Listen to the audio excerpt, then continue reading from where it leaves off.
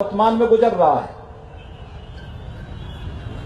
आप सब आर्य समाज से जुड़े हुए हैं, आप सबके लिए गौरव की बात होनी चाहिए। नेपाल के जो वासी हैं वे तो इसलिए भी गौरव की अनुभूति करते हैं कि नेपाल एक स्वतंत्र और सर्वप्रभुत्व संपन्न राष्ट्र के रूप में हमेशा अजेय बना रहा। लेकिन भारत को कुछ कालखंड तक गुलामी की बेड़ियों में जकड़ने के लिए मजबूर होना पड़ा था।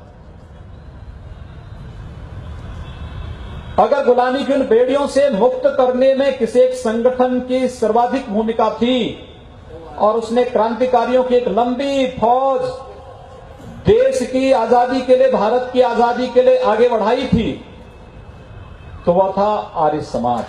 महर्षि दयानंद सरस्वती से प्रारंभ हुई एक समृद्ध परंपरा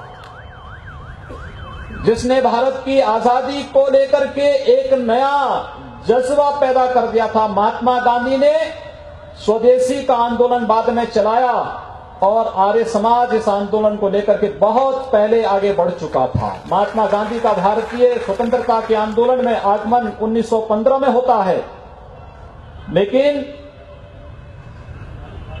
उससे पहले कई दशक पहले आर्य समाज भारत के अंदर स्वदेशी के आंदोलन और अभियान को लेकर के आगे बढ़ा था। आप उठा करके देखिए, वीर सावरकर से लेकर के दुनिया के अंदर एकमात्र क्रांतिकारी जिसे एक जन्म में दो आजन्म कारावास की सजा होती है, वो अपने को आर्य समाजी कहने में गौरव की अनुभूति करते थे। पंडित राम प्रसाद बिस्मिल,